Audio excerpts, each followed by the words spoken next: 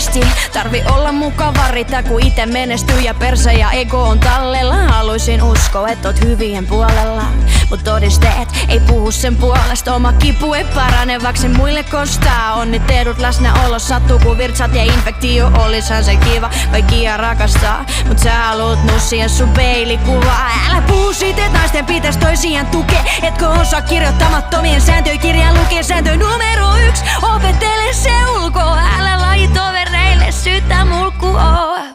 Yeah.